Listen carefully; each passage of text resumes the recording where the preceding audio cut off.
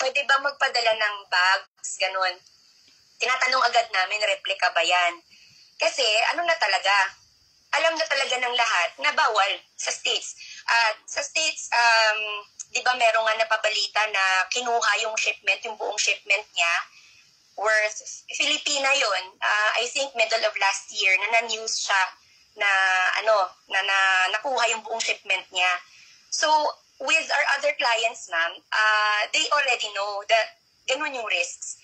Pero may mga mitigants doon sa risk na yon, which is like, for example, may mga customs areas or areas in the US na hindi ganun ka higpit ang customs. So, Ma'am, excuse me po. Ma'am, excuse me, let me butt in. Okay. Sayang din po kasi. Ma'am, I fully understand about that. But then, katulad nga po ng explanation ko sa inyo kanina, we tried for many courier. And then, if they found out na replica po ito, hindi po nila ito ginugo. Exactly. Ngayon po, ang akin lang po kasi, from the beginning, kung in-inform niyo po kami, kasi po, this is very basic eh. Kahit naman po sino, bigyan ng notice pa or ng mga memo na like that. Hindi naman po nakafocus ang tao sa ganyan eh. Lalo pa po, sorry to say, for my kasambahay, hindi po yan siya magre-rely doon. Magre-rely po siya kung paano ang conversation o kung paano siya in-entertain ni Miss Jonah. And Miss Jonah never told my kasambahay about this thing na, meron magiging risk. Wala pong ganun. Kasi every now and then, inform po ako nung kasambahay ko, and I even told her, and aware naman po siya na kung may magiging problema, hindi po namin yan i-go. Hindi po ako kailangan magsinungaling at hindi po ako kailangang magalit ng ganito at talagang mainis kung meron po kaming negligence. But I believe so much. Hindi nyo po kami in-inform na meron mga ganitong magiging problema. Okay.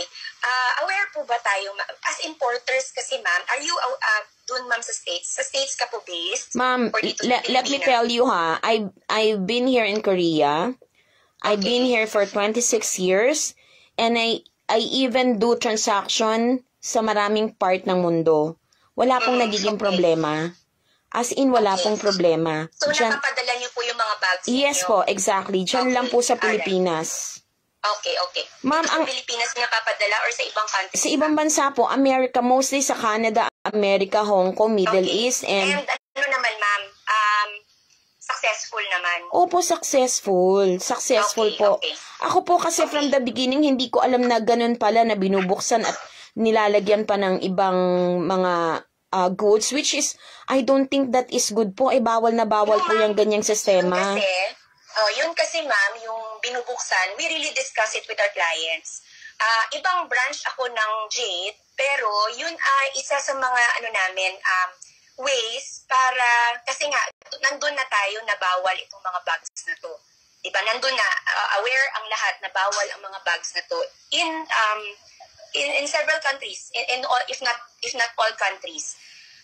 Ngayon, we discuss with our clients na ito yung gagawin natin because that's from our experience dito. Na pag merong food, sometimes yung customs officers ay parang tinitignan nila yung declaration, tapos nagiging okay na sila. Kumbaga, sige, okay na yan kasi food lang naman, ganun. So all of this, ma'am, we do para as a way para matulungan yung clients namin na makalusot yung bags nila. So, but that is of course on the premise na this is all well-informed yung client dito sa lahat ng gagawin. Ma'am, excuse po, let me butt in back. Baka kasi mawala po ako. I'm so sorry. Okay. Ma'am, ganito lang nga po yan. Ito nga lang po yung inilalaban ko. Balikan niyo po lahat ng conversation na meron kami kay Miss Jonah at malalaman niyo po doon yung sagot. Ang akin lang, ma'am, let's be honest, transparency. Kung well-informed po kami, hindi po ako maghahabol, wala po akong dapat habulin because we also have negligence, vice versa. Pero hindi nga po ganun eh. And let me tell you po sa conversation din, nandyan yung binibigay na assurance ni Miss Jonah na makakapasok yan. Ako po kasi, Katulad nga po ng nabanggit ko, hindi naman po yan 500 pesos lang. 200 pesos po ang kabuuan ng mga bags na yan. So, syempre, ako po hindi ko pagsasapalaran niya. I will not take the risk. Yung sinasabi po niya na or ninyo na merong risk, hindi ko po yan ipagsasapalaran. Ma'am, common sense na lang po, di ba? Hindi po ako papasok sa ganun. Let me ask Jonah lang po what really transpired. So, kausap po ba ni Miss Jonah kayo? No po, yung kasambahay ko nga po. Later na lang po ako pumasok nung nagkaroon na po ng problema. Kasi yung may kasambahay naman po, well-informed siya. Kung may magiging problema, hindi natin yan i-go. I keep telling her about this kind of thing po. And pag may magiging problema, alam niya po yan na accountable po siya. So, malabo po na sasabihin na na-inform. Kasi po, ang sinasabi ko nga dyan, ang pwede ko pong ilaban, yung conversation po. And when I asked Miss Camille, because she even told me, she even told... Hindi aware yung kasambahay? Hindi aware yung kasambahay mo na mainit sa mata ng customs yung mga bags? Ma'am, katulad nga po na nabanggit ko sa inyo, we tried several courier. And also sa DHL, hindi nga po makapasok yan. Okay. Ngayon, so, aware po siya. Ngayon, ang sinasabi ko po sa inyo, ang nabanggit nga nito ni Miss Camille, ay meron kayong mga supporting documents or papers na pwedeng makapagpasok nga ng mga ganitong klaseng item na replica. Sinabi mo ba yun, Cam? Ma'am. Hindi ka naririnig, Paula. I had all the records po. Even, Yung tumulong po kami sa inyo when US Customs requested for several documentations, like yung mga commercial invoices, yung mga proforma, that's where we came in to help you, ma'am. No. It shouldn't be like that. It shouldn't be like that. What I am trying to impose here is, dapat syempre meron kayong supporting documents agad-agad. You shouldn't tell me na tumulong kami when the custom asks. No. Yes, Na ipapasok niyo po yan. Dapat na alam niyo kung ipapasok niyo yan, nakasupport na yung mga supporting documents, so it will not be questioned anymore. Miss Nancy, yung service po namin is just courier service. So parang account kami of DHL and FedEx. So yung importer or yung kunwari may magpapadala sa amin ng mga food, yung nagpapadala, sila yung nagbibigay sa amin ng mga documents. In the case of bags like this one, hindi needed naman yung documents. Ang documents, dumadating lang yung requirement nila. Sometimes pag yung customs nang hingi, kung yun, dun papasok yung requirement for documents. Ma'am, ganito na lang po. We don't need to prolong this matter. What is I am telling you right now, hindi po ako makakapayag na mawawala lang po yung bagahe ko ng worth 200,000. Okay, sandali lang ma'am ha. Kasi doon na muna tayo sa discussion natin kanina on what happened. So, pagdating ng bags doon sa US, it was rejected, di ba? Ngayon, yung rejection, hindi natin hawak yun. That is, yung customs ng US yung may hawak noon.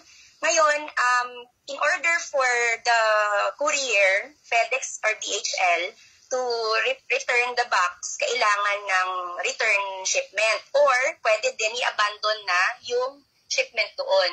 Ngayon, you elected po na ibalik yung shipment dito, which you paid, I think, magkano yun, Pao? Yung amount, 24,000? It is 24,000, something like 24,800. 24,000. I believe na ibalik na sa inyo ni Paula yung No, not the same amount because it was like 24,800 something, but they just gave back to 24,000. Okay. Okay. No, so you have to return yung Pao. Remaining, yes, coach. Pinapull out ko po yung file. So what we did, ma'am, with your shipment, actually dapat may na yun, may bayad na yun because nga nag-elect tayo to return it. What I did with FedEx ay kinomplain natin kasi nga since hindi naman nila ini-release. Actually, wala tayong laban doon talaga. So, it's under nasa complaint stage pa lang ngayon. Pila pa lang sa kanila. Ina-actionan pa lang nila yon. But we informed Paula na ibalik na sa'yo. So, she decided na din na ibalik sa'yo yung binayad mo na amount. Ngayon, so yung loss mo lang dito is yung sa bags. Okay, nandun na tayo sa bags. Now, ang FedEx kasi, ma'am, di nandun na, ang choice natin is either ipabalik or i-abandon yung bags doon. Pag i-abandon yung bags doon sa US, wala namang problema yon. Nandun na sa kanila, parang ganun. Di na nila i-release yun. Ngayon, pagka binalik dito, what happens kasi, may customs na naman dito. So, kumbaga, kung doon pa lang ma'am sa US, nag-elect ka na hindi ibalik dito, ganun yung magiging outcome pa rin. So, same outcome tayo. Kasi pagbalik dito, nakita din ng FedEx, ng customs dito. So, ang customs dito is, ang decision nila is replica ito, hindi ito pwede. Ganun. So, yun na naman yung nila. That is where we are right now. So, ang sagot, kaya naman, natagalan, kaya ang tagal ng sabi mo, parang, inaano ka ni Paula, yung parang pinapaasa ka ni Paula, it's because matagal din ang processing ng customs natin dito and ng FedEx. Ngayon, yung sabi mo, ma'am, na 10,000 pesos na payment in order to take your shipment out, hindi po accurate yun. Yung 10,000 pesos, kasi ang classification ng shipment mo, once pagdating dito sa Pilipinas, 15 days after at hindi mo matanggal sa customs, that's classified as abandoned. So, para i-unabandon mo yun, para i-reverse mo yung abandonment, kailangan magbayad ng penalty na 10,000 pesos. Exactly po. That's aside from yung magiging customs tax nila. So parang lang yun, ma'am, yung 10,000 penalties nila yun. Ngayon, meron kaming mga instances na pwede natin ipa-waive yung penalties. Like in DHL, napapa-waive natin yung penalties, etc. Pero nandun ulit tayo sa question na magkano yung magiging taxes for the bags. Yun ulit yung magiging natin question. So, yung 10,000, ma'am, hindi lang yun yung babayaran mo for the bags. That's penalty to release it from abandonment. Ngayon, nandun na tayo sa taxes na gustong singilin nung if ever gusto nilang i-release yung bags mo from customs, magkano yung taxes na sisingilin nila. So, ngayon nandun na tayo. Tama po, Paula. Nandun na tayo sa usapan na yon with FedEx. So, wala pa yung FedEx. Ma'am, excuse po, let me ask. Yes. Kasi di po ba, from America, it was declared na, yun nga, counterfeit. And then, it happened several times nga sa sistema nyo. So, hindi na po dapat sa akin ipinaapura pa na ganito. Kasi, alam niyo po ba yung bigay nito na stress, anxiety, sobra-sobra po. Kulang po tong 200,000. Alin po, ma'am? Yung alin po? I've been telling this Miss Jonah. Kasi from the beginning ko, ito lang po yung ipinipilit ko nga maintindihan niyo po eh. Kung may honesty at hindi pwede, hindi po tayo magpapalusot. Wala pong taking risk, wala pong dapat ganyan. Ngayon, kung well-informed po kami or kung sino man sa mga kliyente nyo, wala pong ganitong problema. Ma'am, are you aware? And I do believe you are very much aware. Ang dami pong negligence at maraming naghahabol po sa inyo, sa office nyo. Are you aware of that? Actually, ma'am, sa amin, we have clients na na-abandon yung mga boxes nila, nakuha, pero they are well aware of the risks kasi nagpapadala na sila talaga ng mga well, that's very good. Kung na-inform po sila, ang sinasabi ko po nga sa inyo, katulad po ng hindi talaga magandang attitude niya ni Ms. Jonah, we've been the Korea Luxury page and yung kanyang Facebook account, friend po yan. In-unfriend niya po kami. Nakita niyo po kung gaano siya ka-unprofessional. And also, hindi niya nga po ina-attend yung mga concern ko. Habang sobrang nakakadismaya ko ano yung nangyayari, hindi niya man lang kami mabigyan ng comfort. I'll note that, ma'am. I'll really talk to and also, Jonah, ma'am, we'll discuss it among para ourselves. thank you po, para mas maliwanagan din po kayo. Pwede niyo pong i-retrieve or pwede nyo pong i-double check kung paano dumalo yung conversation at nagkaroon talaga ng second chance para magtiwala pa kami sa inyo. I-try nyo pong basahin lahat-lahat. Yung ganun kahabang yung conversation namin. And yung assurance na binibigay, hindi po kasi pwedeng magbibigay kayo ng promises or assurance eh. Well, promises means to be broken, but in this kind of business, syempre po, we have to be honest. And even me, to my clients, I always guarantee po yung kung hindi man makarating sa kanila,